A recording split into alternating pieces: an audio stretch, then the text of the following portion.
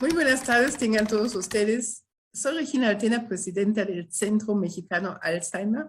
Les doy la más cordial bienvenida a, a un programa más de nuestro programa semanal Conexión Alzheimer. Todos los martes de 6:30 a 7:30 de la tarde estamos con ustedes acompañándoles en casa a quienes tengan una persona mayor y a quienes quieran tener estas herramientas y tips que estamos tratando de darles el día de hoy. Como siempre, hemos estado preparando contenido que esperamos sea de su agrado e interés. Y después de la entrevista del día de hoy, vamos a tener la sección de Cuídalos, donde conoceremos el programa de ludoterapia con las personas mayores. En Alzheimer y la familia estaríamos hablando de la claudicación familiar en las demencias. Y seguimos todavía con nuestra campaña El Mariachi del Recuerdo y vamos a terminar nuestro programa el día de hoy con el mariachi, con la canción del Rey de José Alfredo Jiménez en la sección de la música y ellos. Siempre nos pueden hablar en la Ciudad de México al 55 53 39 56 61. Repito, 55 53 39 56 61. También los invitamos a que visiten nuestra página www.cmalzheimer.org.mx y también pueden dejar sus dudas, preguntas, sugerencias, comentarios en nuestras redes sociales donde nos encuentran tanto en Facebook como Instagram como Centro Mexicano Alzheimer. Vamos a dar inicio entonces a nuestra programación el día de hoy y en la entrevista tengo el gusto de presentarles a Daniel Zuccoli Quintana. Muy buenas tardes, Daniel, ¿cómo estás? Muy bien, muchas gracias, buenas tardes. Daniel, platícanos, ¿quién es Daniel? Bien, bueno, mucho gusto, mi nombre es Daniel Zuccoli Quintana, soy estudiante de la licenciatura de Psicología, estoy en mi último cuatrimestre y estoy por terminar, y soy una persona que se considera apasionado por la vida. Muy bien, y estás con nosotros pues conociendo un poquito lo que hacemos. ¿Qué te ha parecido el trabajo del Centro Mexicano Alzheimer? Muy bueno, la verdad es una labor muy buena la que ustedes están haciendo y aquí estamos para apoyarlos. Hoy vamos a platicar con Daniel sobre el tema de inclusión de personas con discapacidad. Daniel, ¿nos quieres platicar tu historia? Claro que sí. Bien, bueno, yo tengo dos enfermedades, una que se llama distrofia muscular de cinturas y otra que se llama síndrome miasténico congénito. Bien, la distrofia muscular de cinturas es una enfermedad que lo que hace es afectando los músculos conforme va avanzando el tiempo, causando debilidad y, bueno, debilidad progresiva de los músculos. Es una enfermedad genética, la tengo desde mi nacimiento. Y el síndrome miasténico congénito es una enfermedad que va afectando los nervios y los músculos. Lo que hace ahí es que no se hace sinapsis, a lo cual, bueno, en mi caso me va afectando el cuello, lo va como debilitando y de hecho yo no puedo sostener la cabeza por mí mismo. Yo me necesito agarrar, o sea, con mi mano me agarro la cabeza para poder caminar y evitar una lesión a nivel medular, y también utilizo collarín. Entonces dices que ambos padecimientos han sido de nacimiento. Sí, sí. ¿Cuántos años tienes ahorita, Daniel? Tengo 23 años. ¿Y cómo han transcurrido estos 23 años? Bien, pues voy a contar mi historia. Bueno, antes de hablar de mí, es importante también hablar de mi hermano, que él fue, bueno, cuando él nació tuvo muchos problemas, muchas complicaciones, estuvo mucho tiempo en el hospital internado, pues por un soplo del corazón, por otros problemas, no tuvo suficiente oxígeno al nacer, etcétera. Entonces, mis papás se quedaron con mi hermano mucho tiempo en el hospital, se quedó internado durante años, pasa el tiempo, nazco yo, yo nazco con bueno, mi Apgar fue de 9 punto y algo. Los doctores ahí sospechan también que hay una complicación. Pasa el tiempo, mi mamá nos lleva con un pediatra y el pediatra le dice a mi mamá que ella está loca, porque le dice que ella está traumada por todo lo que vivió con mi hermano, que no es posible que también ella esté diciendo que yo tengo algo cuando, pues, cuando no, o sea, así dijo el pediatra, pero bueno, mi mamá me llevó con ese pediatra porque yo cuando nací, ella vio que yo no sostenía mi cuello, yo todo el tiempo lo tenía para un lado. Y cuando nací me puse amarillo, entonces también presenté como múltiples complicaciones. Eh, Es, lo de amarillo, pues normalmente sí se resuelve con el tiempo relativamente sí. fácil. No es una complicación, digamos, grave. No. Pero, ajá, bueno, el caso es que el doctor le dijo a mi mamá que ella estaba loca, que estaba traumada por lo de mi hermano. Pasa el tiempo, mi mamá sigue sospechando que aquí había algo raro y pone en internet pues todos los síntomas que nosotros presentábamos. En mi caso, busca en internet, no sé qué, lo de mi cuello, que lo ponía de un lado, que presentaba debilidad para poder, por ejemplo, subir escaleras, levantarme del piso, no hacía ejercicio, etcétera. Y en internet le sale ahí que había distrofia muscular. Más adelante, mi mamá nos lleva otra vez con el doctor y el médico le dice a mi mamá que lo que nosotros tenemos se llama bajo tono muscular. Nos quedamos mucho tiempo con ese diagnóstico, vuelven a pasar los años y más adelante, en el 2011, ingresamos a Teletón, al CRIT, al Centro de Rehabilitación Infantil Teletón. Ahí nos reciben para darnos terapia, nos dan terapia física, terapia pulmonar, etcétera. Nos hacen, bueno, ahí en ese centro nos hacen una valoración y ahí la doctora nos dijo que nos quería hacer unos estudios y ahí, bueno, nos manda a hacer una biopsia de músculo para poder detectar la distrofia muscular. Lo que es la biopsia es que te extraen un pedazo de músculo y lo analizan. Mm, Tú ya tenías, en aquel entonces ya tenías 12 años, ¿verdad? no, cuando yo ingresé a Teletón era 2011, yo tenía 12 años. Ujú, ujú. Sí, bueno, ahí me dice la doctora que necesito hacer una biopsia de músculo, a lo cual me mandan al Instituto Nacional de Neurología y Neurocirugía con el doctor Steven Vargas. Ahí programamos la cita, voy al doctor y justo cuando me iban a hacer a mí la biopsia de músculo, yo veo cómo se la estaban haciendo alguien más, a lo cual a mí me dio mucho miedo porque yo vi la sangre, yo vi cómo la abrieron y todo y no me dejé hacer la biopsia. Pasa el tiempo, afortunadamente mi hermano dice, yo me aviento la biopsia, él se la hace por mí y dijo la doctora, perfecto, también como ustedes son hermanos, yo no creo que haya un diagnóstico distinto, lo más probable es que sea lo mismo. Entonces a mi hermano, él tenía 14 años aproximadamente, le hacen la biopsia de músculo y efectivamente ahí sale que él tenía distrofia muscular de cinturas. Sale también la proteína que estaba afectada, en este caso era distrofina con sarcoglicano. Bueno, después de ello, la doctora de Teletón ahí ya nos manda como el tratamiento adecuado, nos manda terapia física, terapia pulmonar, psicoterapia, nos manda, bueno, fue como de manera integral todo el tratamiento que nos dieron. Más adelante ingresamos al Instituto Nacional de Rehabilitación con la doctora Escobar, ya que ella tiene su fundación donde ayuda a las personas con distrofia muscular. Ingresamos, nos hacen una valoración, etcétera. Mm, Más adelante, bueno, ahí recibimos terapia, también nos trata la doctora, etcétera. Y desgraciadamente en el 2013 fallece mi hermano por un paro respiratorio. Oh, lo siento. Sí, a lo cual fue muy duro para mí el ver cómo él falleció y ahí yo, por ejemplo, le agarré miedo a mi enfermedad.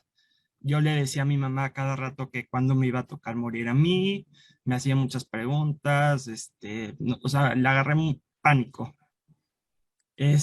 Más adelante, la doctora Escobar nota que mi cuello no va tan bien, que se ha ido afectando, etcétera. me manda a hacer unos estudios genéticos, los mandan a Estados Unidos a analizar. Eso fue hace como 7 meses aproximadamente, de hecho. Y ahí en ese estudio genético sale que tengo, aparte de la distrofia muscular, el síndrome miasténico congénito. Ahorita con esa enfermedad estoy en tratamiento, estoy tomando un medicamento que me ayuda pues a generar sinapsis entre el músculo y el nervio y pues así estoy. Y pues ya.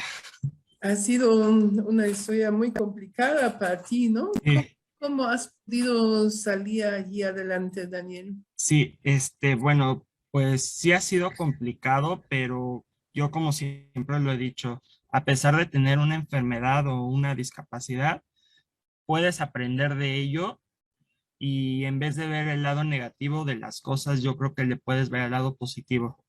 Y al fin y al cabo, a pesar de tener igual una discapacidad, te acostumbras a vivir de ello.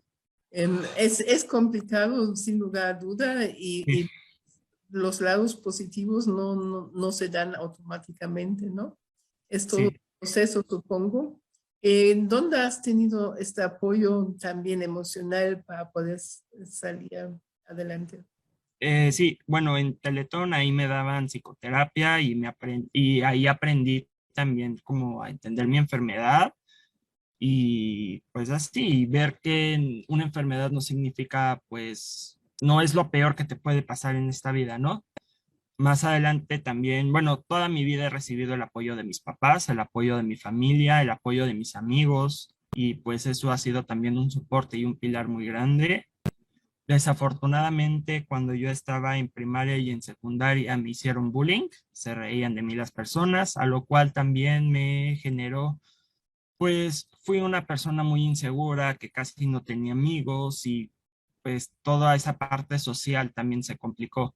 O sea, el tener una discapacidad también es complicado por la parte social, porque muchas personas tienen prejuicios acerca de lo que es la discapacidad y no saben realmente lo que la persona que lo padece está viviendo. Sí, sí, seguramente es complicado. ¿Cuándo nació tu deseo de que querías estudiar psicología? Psicología. ¿Cómo fue? Sí, bueno, yo igual estaba chiquito, estaba en Teletón y ahí en Teletón yo vi cómo me estaban dando terapia y desde ese momento yo le decía a mi mamá, yo quiero ser psicólogo porque yo quiero ayudar a las personas. Desde que era chiquito encontré mi vocación. Y ahí fuiste poco a poco Así es, persiguiendo este objetivo y este sueño. así es. Y ahorita que estoy por salir, estoy muy feliz, estoy agradecido y no, estoy contentísimo. Qué bien, te felicito, Daniel, porque no es camino fácil. Platícanos un poquito a quienes nos escuchan justamente con cuáles han sido estas barreras o qué tan cierta es la inclusión o qué tan lejana es la inclusión. Sí, aquí en México, desde mi punto de vista, es muy complicado la inclusión. En primer lugar, porque las calles no están adaptadas para las personas con discapacidad, que es todo un reto.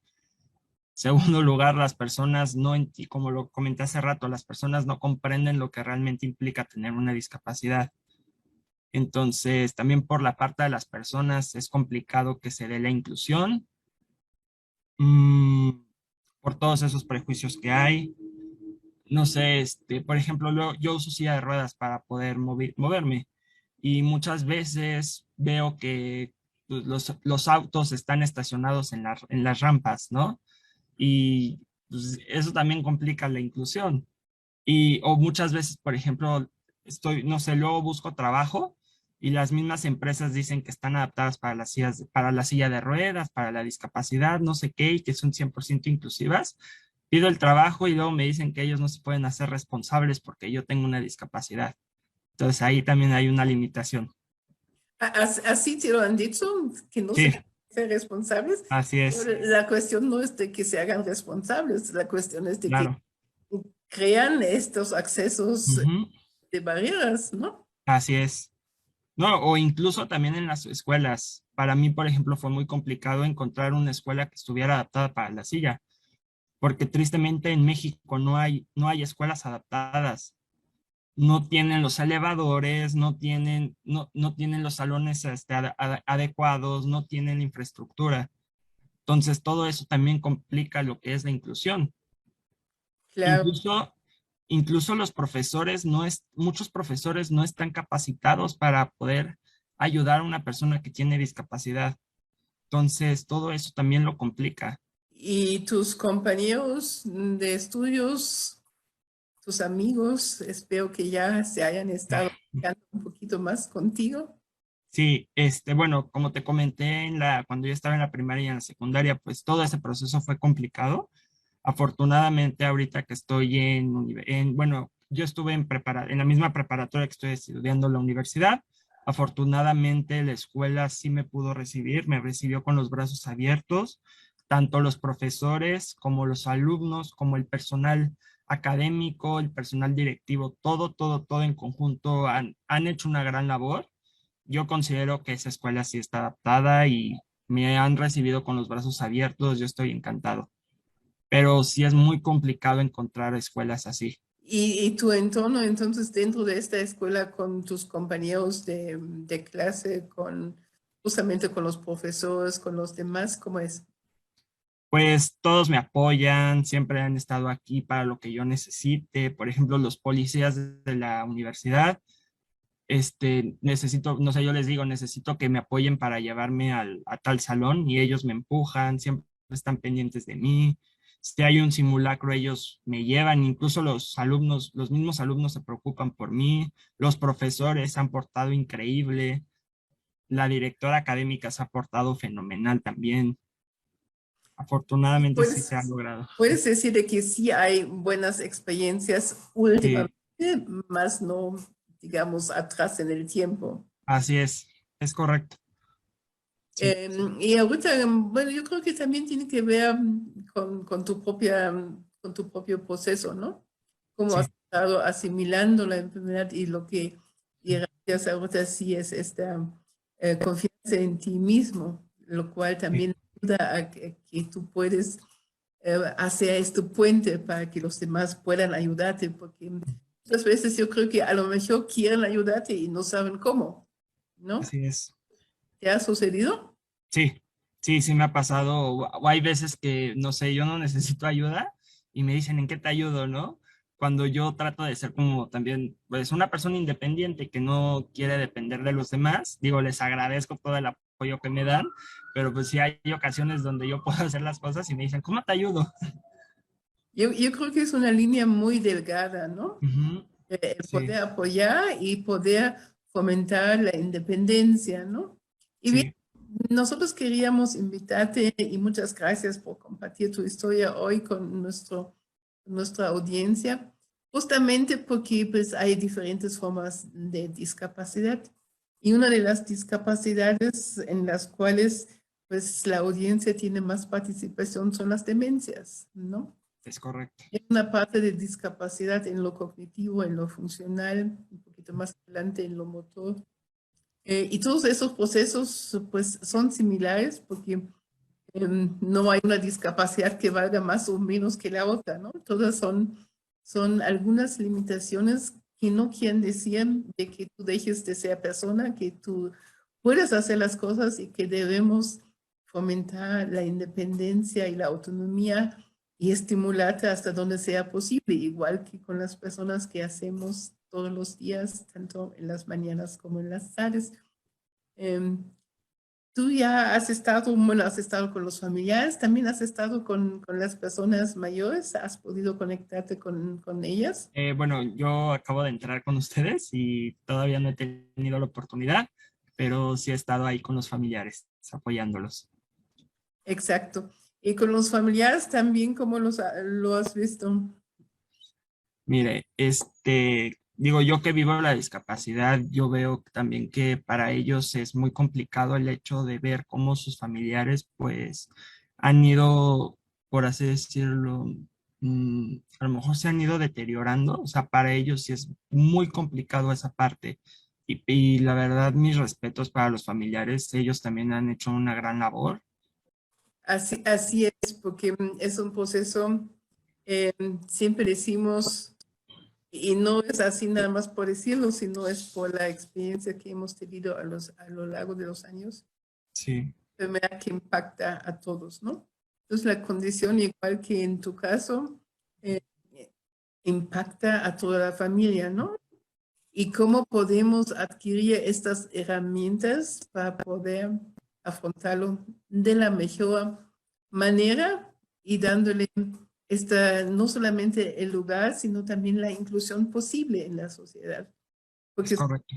una gran variedad de personas, circunstancias, pero eso no quiere decir que uno tenga más que el otro y que uno tenga mejor acceso que otro a los servicios en la sociedad, sino todos deberíamos tener la igualdad de condiciones, ¿no? Haciendo, partiendo de las condiciones particulares de cada uno y de las necesidades particulares de cada uno. Este sería nuestro constructo ideal, ¿no? Así es correcto. Digo, a pesar de tener una discapacidad, como lo comenté hace rato, pues no significa que todo está acabado. Puedes salir adelante a pesar de ello. Y también hay una parte, o sea, por parte de la sociedad, ellos deben también ser responsables y es necesario que se sensibilicen en temas de discapacidad. Justamente hasta allí iba en la última parte de nuestra entrevista con Daniel. Pues, ¿qué nos hace falta, Daniel? ¿Qué deberíamos pedirle a la sociedad que haga? Bien, que las personas se enteren lo que realmente implica una discapacidad, que no solamente es, o sea, una discapacidad no solamente es voy al médico a recibir mis terapias y ya. O sea, una discapacidad implica también la parte emocional, la parte social, la parte biológica, o sea, es algo en conjunto y no es fácil. Entonces, a la sociedad yo creo que le hace falta informarse lo que es la discapacidad, darle esa oportunidad a las personas con discapacidad sin fijarse en su condición, es decir, fijarse en las habilidades que tiene la persona, porque puedes tener una discapacidad, pero tus condiciones cognitivas pueden estar adecuadas. No quiere decir, no, o sea, discapacidad no es igual a un deterioro cognitivo, ¿no? Entonces, fíjate en las habilidades que pueda tener esa persona, dejando al lado lo que es la discapacidad. Tercer lugar, creo que hace falta también espacios accesibles para las personas con discapacidad. Mm, que las personas utilicen el término correcto, o sea, son personas con discapacidad, no son discapacitados, no son cojos, no son sordos, no son mudos, o sea, simplemente son personas que tienen discapacidad. O si te quieres referir a ellos, acércate con ellos y háblales por su nombre. Porque, por ejemplo, a mí sí me molesta cuando dicen, es que, no sé, estoy con un discapacitado, ¿no? Y pues no soy discapacitado, simplemente soy una persona con discapacidad y ya. No, tampoco soy un angelito, o sea, soy persona, simplemente. O es que estoy con un niño especial, pues ¿especial de qué? No tengo superpoderes, no tengo rayos láser, o sea, no tengo nada de especial, simplemente es una persona y ya. O sea, yo sí le diría a las personas que vean o sea, a las personas les diría que vean a las personas con discapacidad como personas. Ese sería el primer punto, ¿verdad? Sí, ¿Cómo, cómo, cómo logramos, Daniel, ayúdanos, cómo logramos de que la sociedad se abra y realmente vea y quisiera informarse sobre las discapacidades, sobre las demencias, sobre otras condiciones de la vida humana que son distintas posiblemente a la suya? claro, yo creo que es importante también que se acerquen a las instituciones para que ellos se den cuenta lo que realmente es una discapacidad, para que se enteren, para que estén en contacto con esas personas, que convivan con esas personas y que no les dé miedo, porque muchas veces al ver a una persona con discapacidad, nos acercan por miedo de, no sé, es que tengo miedo de lastimarlo, tengo miedo de estar con él, ¿no? Pero pues simplemente es una persona. O sea, anímate a acercarte a esa persona, sin importar que tenga una discapacidad. Informa. Ahí tocas un punto muy importante que también lo tenemos todos los días con respecto al envejecimiento. que a las personas les da miedo lo desconocido, les da miedo lo que puede venir. Entonces, te das la oportunidad de conocerte a ti. A mí me dio mucho gusto hoy conocerte, Daniel. Igualmente. Enormemente este espacio que hayas tenido que compartir con nosotros. Y quiero pedirte de que pues, nos des un mensaje final, por favor. Claro que sí. Yo tengo una frase que me marcó mucho y se las quiero compartir. Es la siguiente. Primero, bueno, son dos. La primera es, vive cada día como si fuera el último de tu vida. Y el segundo fue una frase que que la escuché en un curso que tomé fue un curso de conocimiento de uno mismo. Y la frase dice así, la paz llegará en el mundo el día que se acepte la diversidad. Justo lo que estuvimos platicando en esta tarde, agradeciendo la participación de Daniel Zuccoli Quintana. Te mando un gran abrazo, Daniel. Muchas gracias. Igualmente, muchas Cuídate. gracias. Hasta luego. Hasta luego.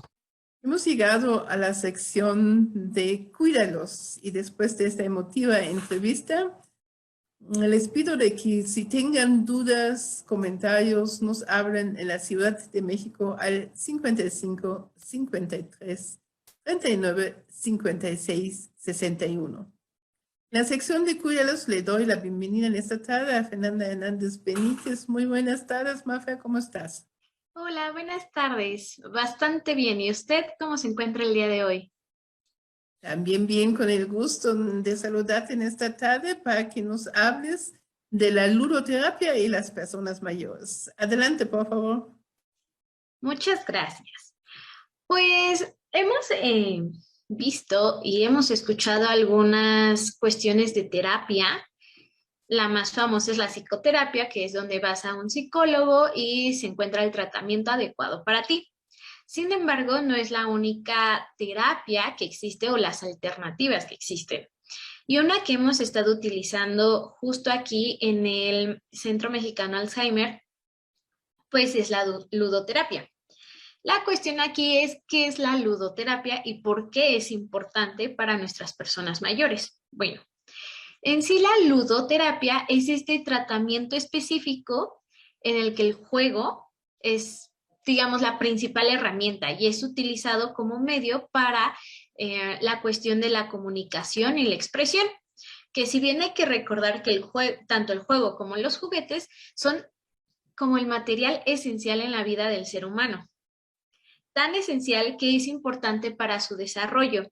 Y si fue importante en su desarrollo en la primera parte de su vida, es decir, en la infancia, también resulta importante cada vez que vamos avanzando en la etapa de nuestra vida.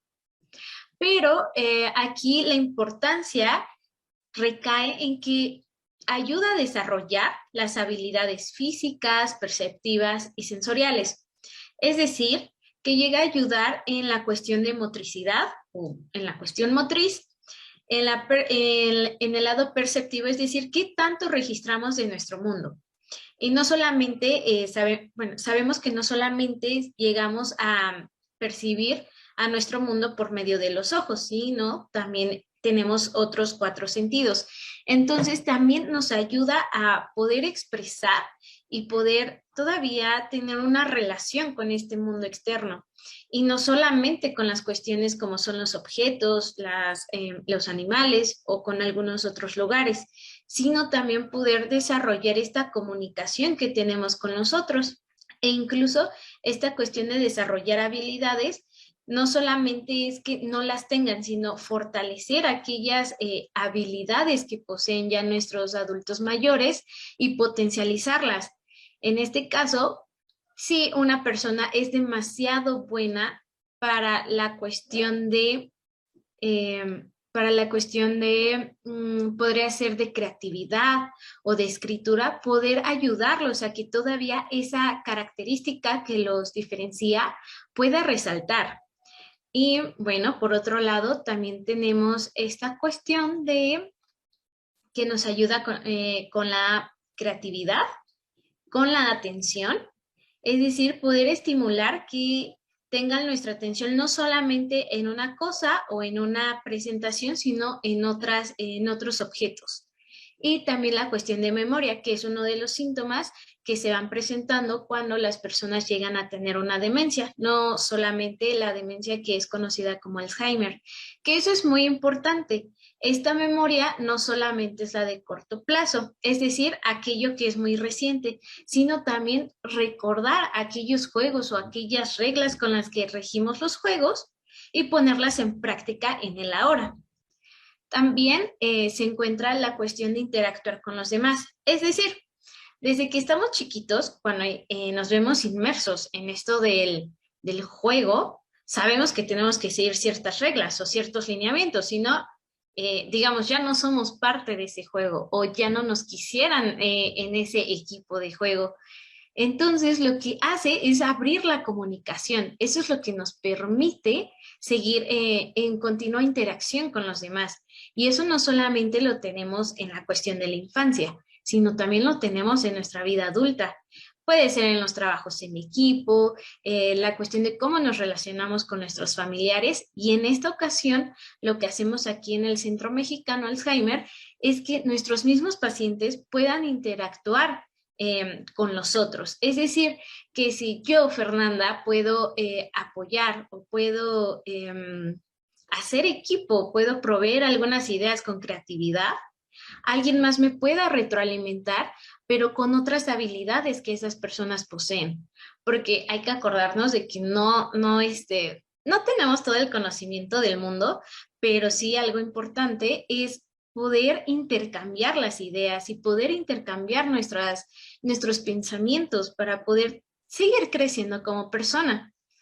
Y de hecho, esta es una terapia complementaria que nosotros brindamos dentro del modelo MAX, porque está dentro de las actividades de la vida cotidiana, que no solamente es la cuestión de cocina, la cuestión de ordenar nuestras cosas, la cuestión de nuestra alimentación, sino, como se los mencionaba desde el principio, es poder realizar esta cuestión de seguir con nuestras actividades que tuvimos desde un principio.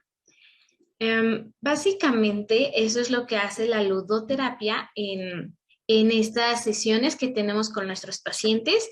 Igual la ludoterapia se brinda a nuestros pacientes tanto en el turno de la mañana, que es en un horario de 9 a 1, o en el turno vespertino, que va desde las 3 de la tarde a 7 de la noche.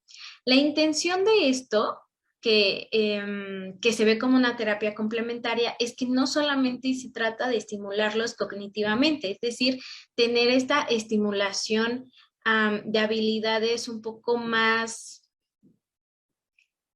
podríamos decirlo, implícitas, como es la cuestión de la lógica, de las matemáticas, cuestión de vocabulario, sino también poder proveerles otras herramientas con las que ellos puedan seguir en contacto con su entorno. De hecho, hay varios estudios que demuestran que las personas que llegan a padecer algún tipo de demencia, lo que hacen es alejarse de su medio.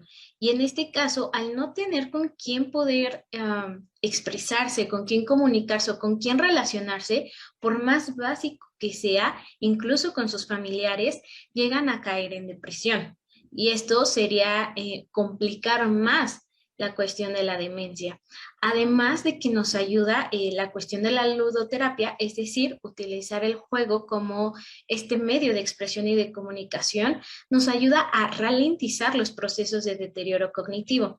Es decir, sí, se ha mencionado que tal cual la demencia, sin importar qué tipo, no tiene una cura hasta el momento. Sin embargo, poder dar este tratamiento adecuado a las personas y no solamente, les decía, estas habilidades tan implícitas como o tan abstractas, es decir, como cuestión de figura, de discriminación, de figuras, entre otras cosas, se puedan tener estas herramientas para seguir en comunicación con nosotros.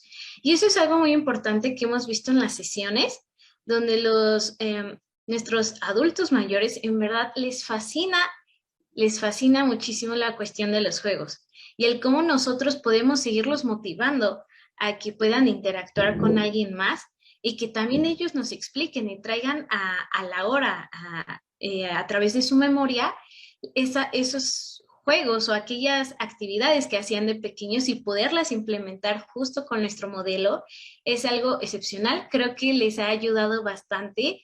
Creo que uno de los juegos favoritos aquí es la cuestión de lotería, donde no solamente es la presentación de cartas, sino también como aquellas frases icónicas que se pueden presentar con estas cartas. Realmente hemos hecho un gran paso en esto. La cuestión de la mímica, el juego de la mímica es impresionante con ellos, cómo recuerdan y cómo emiten los sonidos que para poder demostrar a los demás qué es lo que intentan decir con aquellos gestos y con aquellos sonidos. En algunas ocasiones les llegamos a permitir usar sonidos porque sabemos que es un poco complicado la cuestión de la mímica, pero son actividades que realmente son interesantes y es necesario darle su importancia para seguir con esta cuestión de ir poco a poco con este deterioro, que no se vea tan rápido y que podamos todavía disfrutar de más recuerdos con ellos. Muy bien, Mafia, muchas gracias. Estoy seguro que en casa están viendo y estamos invitándolos a todos a que jueguen, ¿no? A que jueguen juegos de mesa, a que jueguen lo que la lotería, lo que quisieran, basta, y todo lo que podemos jugar, preguntados. Y tantos 100 abuelitos dijeron, bueno, esto ya es del Centro Mexicano Alzheimer. Muchas gracias y nos vemos la próxima. Cuídate, un abrazo. Muchas gracias, que tengan buena tarde. Muchas gracias a Fernanda Hernández Benítez. Hemos llegado a la sección de Alzheimer y la familia. Le doy la bienvenida en esta tarde a la licenciada Ana Lilia Cipriano, nuestra coordinadora de psicología. Muy buenas tardes, Ana Lilia, ¿cómo estás? Hola Regina, muy buena tarde, muy bien, muchas gracias. Ya con todo el gusto y el entusiasmo por iniciar esta semana. Bueno, ya martes, ¿verdad? Exacto. Dime, claudicación familiar en las demencias es el tema de hoy. Complicado, ¿no? Así es, un poquito complicado. Trate con atención. Adelante, por favor. Claro que sí, muchas gracias. Bueno, pues vamos a iniciar hoy este tema, claudicación familiar en las demencias. Justo como se mencionaba, un poquito complicado el tema, pero seguramente en algún punto de la vida como cuidador, quizá los que nos están escuchando se han enfrentado a esta situación. Cuando hablamos de claudicación familiar, nos referimos básicamente a esa dificultad de mantener una comunicación positiva con el paciente. Y esta comunicación positiva con el paciente, pues tiene que ver desde el propio cuidador, puede ser de alguno de los miembros de la familia en particular que no es quien lo cuide tal vez, y también del equipo que proporciona los cuidados. Puede ser un cuidador contratado o puede ser el personal que le atiende en una institución o el personal que le atiende en un hospital. Entonces, cuando se da la claudicación, nos referimos básicamente en esa dificultad en la comunicación con el paciente, donde el cuidador termina renunciando al cuidado. Y eso es algo muy importante, porque hablamos, en el caso de las personas con demencia, hablamos, por ejemplo, del tipo de familia. Cuando tenemos nosotros una familia nuclear que está compuesta por los padres, los hijos, incluso llega a darse ahí esta relación donde el papá o el abuelo, que también es identificado así, ya tiene el deterioro cognitivo o tiene algún tipo de demencia, pues empieza a haber un agotamiento para el cuidador principal. ¿Y esto por qué? Porque es la sobrecarga que ya tiene del cuidado, el trabajo que hace, las tareas domésticas que también acompañan el cuidado y sobre todo la atención directa, como es la higiene, el baño diario, la alimentación. Entonces, toda esta situación coloca al cuidador en el riesgo de ya no tener recursos, de ya no tener alternativas, porque no hay quien pueda sustituirle en el cuidado. Entonces viene esta parte de la claudicación, de decir, ya no puedo más, ya no quiero más, ya estoy al límite. Cuando hay una familia extensa, que sería otro de los casos, nos encontramos en situaciones donde hay más generaciones.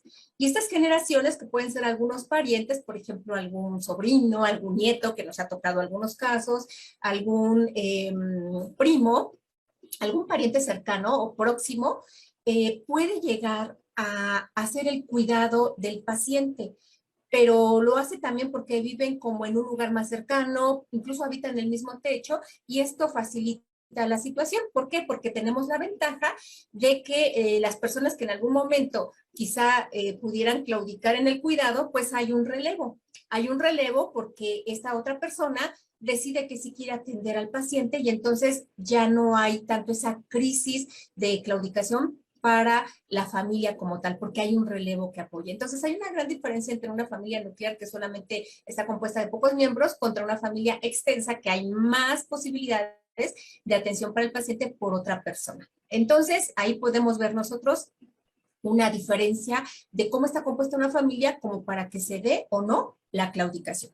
Ahora, la desventaja que en algún momento pudiéramos encontrar en una familia extensa, donde les hablo de que hay más integrantes de la familia, pues justamente es la dificultad para ponerse de acuerdo ante diferentes puntos de vista. Es decir, que hay una colisión de estos puntos de vista porque a veces no opinan igual, o porque hay criterios diferentes sobre lo que tienen que hacer con el diagnóstico, el pronóstico, el lugar donde debe permanecer la persona, si es que hay que institucionalizarla, si es que hay que cambiar de médico, si es que hay que cambiar de tratamiento. Entonces es un poquito más complicado ponerse de acuerdo, pero sí surge la posibilidad de que haya más miembros que estén apoyando. Entonces esa es una situación que hay que notar.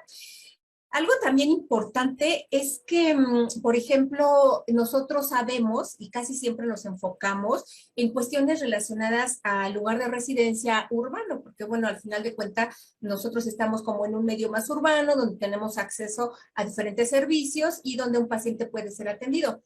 Pero hay personas que, siendo cuidadores, llegan a claudicar en el cuidado por el lugar de residencia. ¿Y a qué me refiero con esto? Me refiero, por ejemplo, a un medio rural, donde muchas veces el apoyo de manera directa ante una situación emergente pues no se da si es que no se cuenta, por ejemplo, con una institución de salud cercana que ayude. Y que muchas veces el recurso en un medio rural normalmente son apoyo de la propia comunidad, de la propia vecindad, de los conocidos del pueblo, como muchas veces le llaman, de los parientes cercanos, y esto ocasiona que en algún momento la persona que atiende al paciente a veces no sabe qué hacer porque puede confiar perdón, en las personas que son cercanas a él, como la vecindad les decía, como la comunidad, pero a veces no todos tienen los conocimientos para atender a un paciente o poder decidir qué es lo mejor para él. Entonces, muchas veces el lugar de residencia se impacta a la hora de que la persona dice, ya no puedo más, ya no quiero seguir cuidando, porque además se generan situaciones emocionales para el propio cuidador, ¿no? Lo que son el estrés prolongado, depresión, ansiedad, angustia, pues por el mismo cuidado, pero también cuando ya no hay alguna otra alternativa. En cambio, bueno, en el medio urbano sabemos que hay más posibilidades, tanto por si hay alguna persona que pueda ayudar, que estaríamos hablando de pues alguien externo, o incluso, bueno, en este caso sí se puede contratar a una persona para el cuidado, o incluso de personas que pudieran apoyarle siendo de la misma familia, y pues es más fácil hospitalizar e incluso institucionalizar a un paciente, aunque sabemos que no es lo que nosotros normalmente decimos que se haga, pero hay una posibilidad mayor. Y bueno, ¿cuáles son algunas de las situaciones a las que nos enfrentamos cuando hay claudicación familiar? Nos encontramos a tres tipos, básicamente, ¿no? De momentos en los que aparece la claudicación familiar. Podemos hablar de una claudicación precoz, de una claudicación tardía o de una claudicación episódica. Cuando hablamos de una claudicación precoz, nos referimos a cuando se da la información sobre un paciente, ya sea por el diagnóstico, ya sea porque la enfermedad ha avanzado, ya sea porque no sabían que había algunos pequeños síntomas, pero no querían reconocer que el paciente realmente tiene algún tipo de demencia, y entonces se produce esta situación de tener la información ya tal cual en el diagnóstico, produce un gran impacto emocional a la familia. Y por supuesto se da una respuesta de negación, como lo hemos visto en algún otro momento. Y son algunas expresiones como no puede ser, el médico se ha equivocado, no le puede estar pasando lo mismo que al abuelo, es otra situación, es mi papá, no puede pasarle eso a mi papá, a mi familia, él come muy bien, él se ha alimentado muy bien, hace ejercicio, entonces no tiene deterioro cognitivo, no tiene demencia, no tiene Alzheimer, el diagnóstico que le hayan dado. Y entonces, ¿qué sucede? Que no se siguen las indicaciones y tratamientos, así. Esa es la claudicación precoz, es decir, yo no atiendo indicación, yo no quiero ser cuidador, yo no me expongo a esta situación, no va a ser la enfermedad, y desde ahorita digo que no. Entonces claudico desde que tengo el diagnóstico y no se siguen las indicaciones y tratamientos. Y creemos que todo es como parte, y lo entrecomillo, como parte del envejecimiento normal.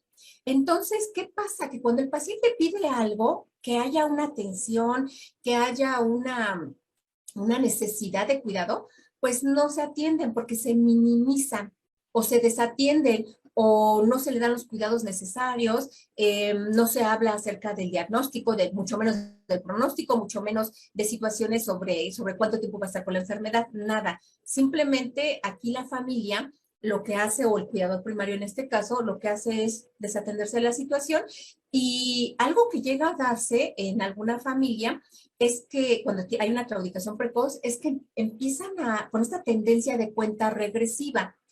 ¿Qué es lo que es una cuenta regresiva? A pensar en que si realmente es la enfermedad y a saber que hay un deterioro, entonces empiezan a decir cuánto tiempo va a vivir y cómo va a ser su vida y en qué momento va a morir y cuándo va a dejar de comer y cuándo va a dejar de reconocerme y cuándo va a dejar de tener actividades de la vida diaria. Y entonces empieza toda esta confusión, ansiedad, por supuesto, y se piensa en algún momento que hay que estar cambiando de doctor, ¿no? Y aquí es lo que encontramos como esta famosa situación de ir buscando un diagnóstico por otro médico que pueda ayudar y que nos dé un diagnóstico que queremos escuchar, lo cual por supuesto no va a ser.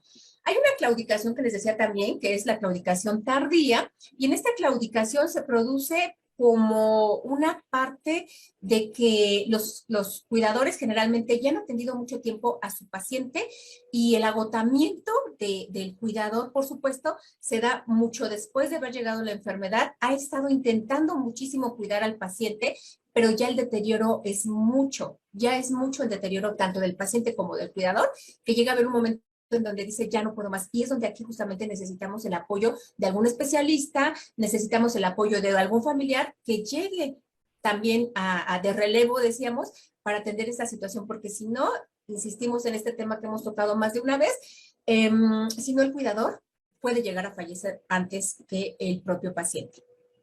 También hablamos de que en esta etapa, en la claudicación tardía, cuando llega en un momento posterior, pues bueno, también es importante poder que el cuidador, perdón, pueda atender al paciente en este control de síntomas, digamos. Cuando me refiero a control de síntomas, es que vaya viendo cómo va evolucionando la enfermedad y con cada avance de la enfermedad vaya estableciendo nuevas estrategias, nuevos recursos para su atención.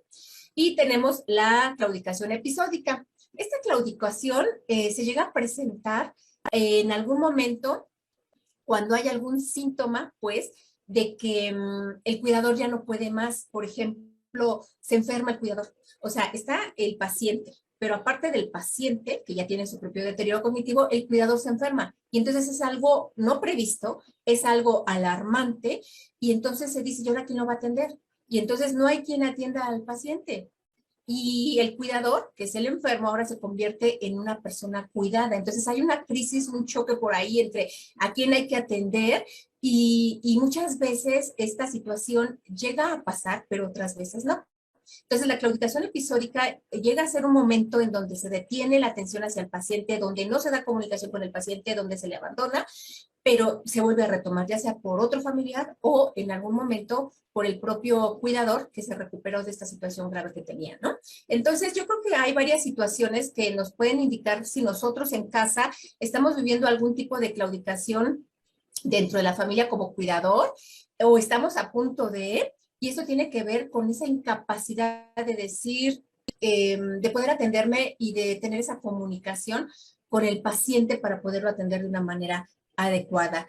Yo creo que es muy importante tener información que tengamos información real sobre lo que está sucediendo con nuestro paciente, que podamos tener estrategias de ayuda por alguna otra red, de estrategias de ayuda de tener instituciones cercanas o algún contacto de alguna institución que nos pueda ayudar en algún momento determinado. Y bueno, como ya saben, aquí en el Centro Mexicano Alzheimer, nosotros podemos ayudarles en mucho con atención que tiene que ver con asesorías, que tiene que ver con orientación, si es que en algún momento pudieran estar sufriendo alguna situación de decir, ya, quiero, como cotidianamente se dice, o como lo hemos escuchado muchas veces, tirar la toalla, ¿no? Por ejemplo. Entonces, algunas de las cosas que ustedes pueden hacer para identificar si están en esta parte de claudicar de la situación, por ejemplo, es cuando han recibido, le llamamos inundación informativa. ¿Qué es la inundación informativa? Pues que han recibido mucha información sobre el desarrollo de la enfermedad de su paciente, que a veces ya no saben exactamente qué es lo que tiene o qué es lo que pasa. Por ahí hemos escuchado de algunas personas que incitan de alguna manera a que haya un fraude con un cuidador, porque muchas veces les dan como estrategias o remedios caseros o les dicen algunos medicamentos que pudieran curar a su paciente de la demencia, cuando sabemos que, por ejemplo, el Alzheimer, algún otro tipo de demencia, pues no se cura, ¿no? Entonces, ahí podríamos nosotros estar pensando en que ya no podemos seguir atendiendo y estamos recurriendo a estas ideas que nos venden, a estas ideas falsas o productos milagros falsos, como una forma de seguirnos aferrando a que nuestro paciente esté bien, pero cuando nosotros definitivamente sabemos que a lo mejor también estamos ya muy cansados de brindar esa atención o ese cuidado a nuestro paciente. Por ejemplo, también a lo mejor nos encontramos con información contradictoria entre un médico y otro médico, que eso nos incita o nos invita a pensar que a lo mejor no es un diagnóstico preciso y porque un médico me dice una cosa y otro médico otra, y entonces empiezo a pensar que mi paciente puede tener otro problema y no ese, y entonces también hay un estrés de por medio. También cuando se cambia, por ejemplo, el equipo multidisciplinario o interdisciplinario o algún especialista en particular, que se cambia de la atención que se está brindando a su paciente, pues también esa situación conlleva así como de, ¿y ahora quién me va a atender, no? Por ejemplo, tenemos mucha confianza a veces depositada en un médico, en un especialista, que nos va guiando por una buena situación en la atención de nuestro paciente, en la medicación, en el tratamiento, y de repente tenemos que cambiarlo por alguna situación X, Y o Z, ya sea que se jubiló el doctor, ya, lo que sea, y entonces eso trae una crisis al cuidador de decir, ¿y ahora quién me va a acompañar, no? Y a veces eso hace que claudique porque dice, y ahora ya me siento desprotegido o desprotegida. Entonces, esa situación también puede llegar a darse. En algún momento, también la conspiración del silencio, ¿no? Que es cuando no le decimos al paciente lo que realmente tiene y pensamos que no existe el problema. Todo el mundo sabe que tiene el deterioro cognitivo, que tiene algún tipo de demencia, pero no le decimos nada, nadie lo sabe, nadie lo menciona y sin embargo dejamos que siga avanzando el problema. Esa es otra situación por la cual nosotros podemos pasar y estar manifestando esta claudicación dentro de la familia. Entonces, yo creo que son varias situaciones, incluso enfermedades oportunistas, ¿eh? Ahí por en algún momento podemos encontrarnos con alguna enfermedad que llega y que decimos, no, es que todo el problema que tiene mi paciente de deterioro cognitivo, pues está relacionado con esta enfermedad. No es deterioro cognitivo como tal, no es demencia, sino que está relacionado con esta cuestión de solamente enfermedad estomacal, ¿no? Entonces, estas situaciones también nos hacen que en algún momento claudiquemos y que neguemos cualquier situación de, pues, brindar cuidado. Entonces, bueno, Regina, este fue nuestro tema del día de hoy. Esperemos que sea de utilidad para las personas que nos escuchan y por supuesto quedamos a su disposición en el área de psicología para alguna asesoría u orientación. Muchas gracias, Ana Lilia. Yo creo que es muy importante de que las familias se den cuenta y justamente busquen este acompañamiento antes de que haya claudicación, ¿no? Porque podemos prevenir. Así es. Entonces, nos vemos la próxima semana. Al contrario, Abrazo. Abrazo para ti también. Bonita tarde. Hemos llegado a la última sección de nuestro programa del día de hoy y le doy la bienvenida a María Eugenia Pimentel. Muy buenas tardes, Mau, ¿cómo está? Muy bien, señora Regina. Como siempre, muy contenta de estar en nuestro programa Conexión Alzheimer. Justamente estamos con la campaña El Mariachi del Recuerdo, que ha llamado mucho la atención y que ha estado siendo como un vehículo para llevar toda esta información a las familias mexicanas, para que se den cuenta de que podemos hacer mucho, que podemos evocar estos sentimientos, estos recuerdos, estas emociones ligadas a la música. Y yo creo que una de las canciones favoritas en este es el que usted ahorita nos va a decir. Así es. Voy a interpretar una canción popular mexicana de José Alfredo Jiménez que les gusta mucho a nuestros adultos mayores. Toda nuestra música mexicana nos han demostrado que les emociona, les apasiona, les cambia su estado de ánimo y les trae sobre todo bonitos recuerdos. Adelante, por favor. Gracias.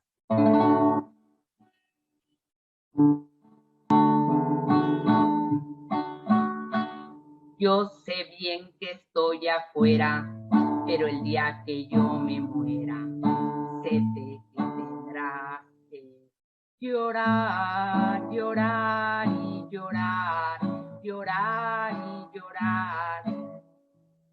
Dirás que no me quisiste, pero vas a estar muy triste y así te vas a quedar. Con dinero y sin dinero, hago siempre lo que quiero. Y mi palabra es la ley. No tengo trono ni reina, ni nadie que me comprenda, pero sigo siendo el rey. Una piedra en el camino me enseñó que mi destino era rodar y rodar, rodar y rodar, rodar y rodar. Después me dijo un arriero que no hay que llegar primero, pero hay que saber llegar. Con dinero y sin dinero, hago siempre lo que quiero. Mi palabra es la ley. No tengo trono ni reina, ni nadie que me comprenda, pero sigo siendo el rey. Con dinero y sin dinero, hago siempre lo que quiero. Y mi palabra es la ley. No tengo trono ni reina, ni nadie que me comprenda, pero sigo siendo el rey. ¡Arriba México! Y viva el mariachi y viva nuestra campaña, el mariachi del recuerdo. Muchas gracias a todos. Bonita tarde. Muchísimas gracias, Mau. Sigue siendo una de las canciones más emotivas, ¿verdad? Mexicanas. Sí. Gracias, nos vemos la próxima semana. Bonita tarde, hasta la próxima. Hemos llegado al final de nuestro programa Conexión Alzheimer. Les quiero dar las gracias a mis compañeras y a nuestro invitado por hacer posible esta transmisión del día de hoy. Las gracias a todos ustedes en casa o donde se encuentren acompañando a las personas mayores. Recuerden que pueden estar buscando apoyo, información, orientación con Centro Mexicano Alzheimer, hablándonos al 55 53 39 56 61. Soy Regina Altena, presidenta del Centro Mexicano Alzheimer, y los veo la próxima semana. Otro martes en otra hora de Conexión Alzheimer. Cuídense mucho. Muy buenas tardes.